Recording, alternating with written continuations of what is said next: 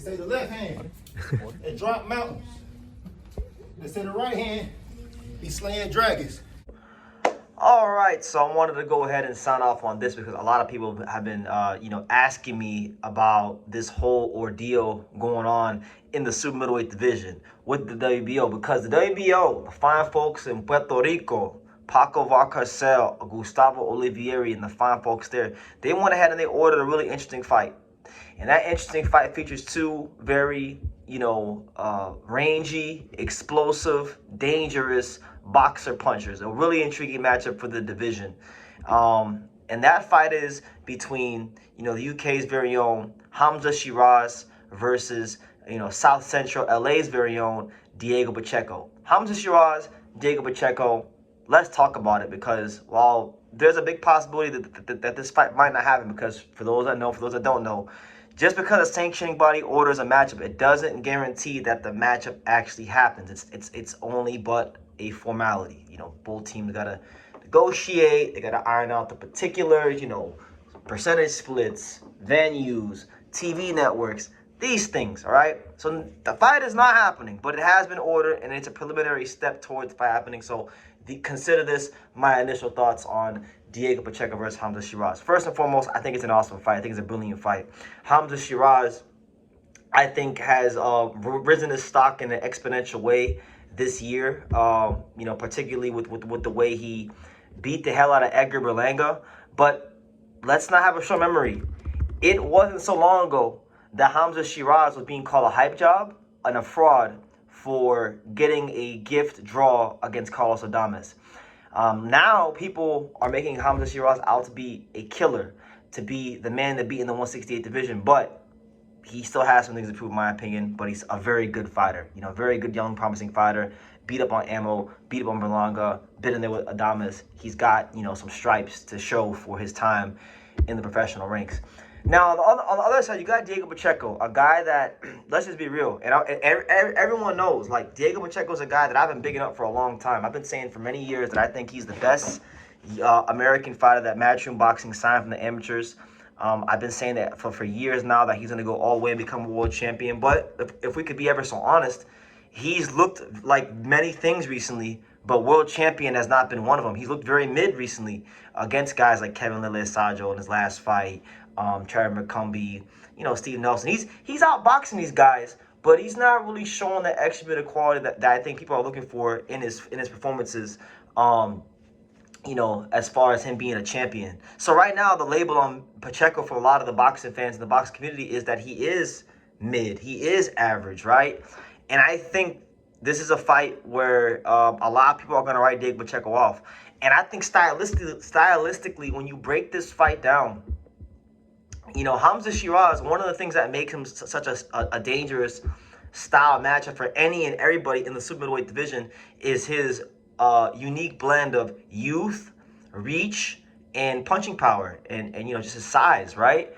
But he's not gonna really be able to enjoy that luxury in this fight, because probably for the first time in his career, and maybe some of you smarter guys out there can tell me across the pond who have been following him longer than me, he is going to be the shorter and fighter in terms of height and reach, which is very rare. There's not probably anybody else in the division that you could say is taller and longer than Hamzah Sheeraz. But when you look at the measurables, Hamzah Sheeraz is 6'3". He's pushing a 75-inch reach. Diego Pacheco is 6'4". He's pushing a 79-inch reach. So Pacheco does have some physical advantages going into the fight, and it all, whether or not they'll matter is all dependent upon him and his boxing IQ. And one thing's for sure, and two things are for certain, he's gonna have to show a better version of himself. So I'm really intrigued because, Sheeraz, under the guidance of Andy Lee, with his one fight so far, has been a more of a seek and destroy fighter. But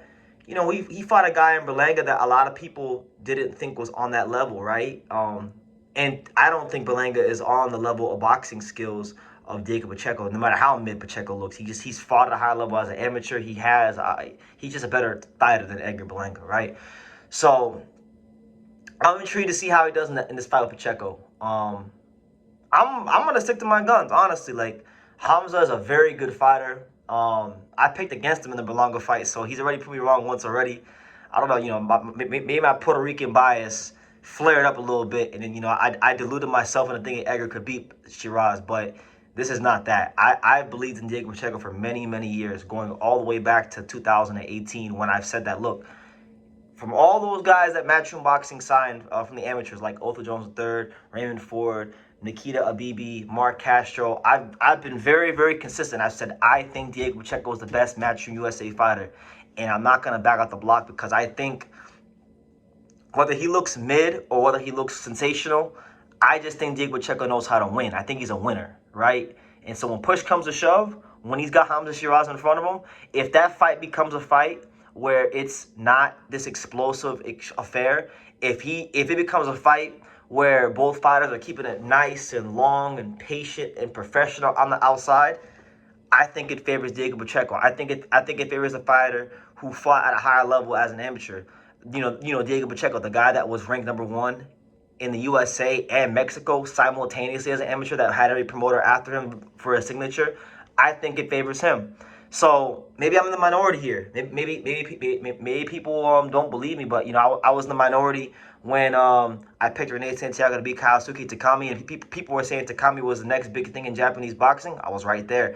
I was in the minority when I picked Tiger Johnson to beat up on Nicholas Flau. So I got no problem being in the minority. I was in the minority when my boy Angel Leo put Bernardo Lopez on a poster and a highlight reel for life. So there's been many times in my time covering boxing where I've been in the minority and I've been correct.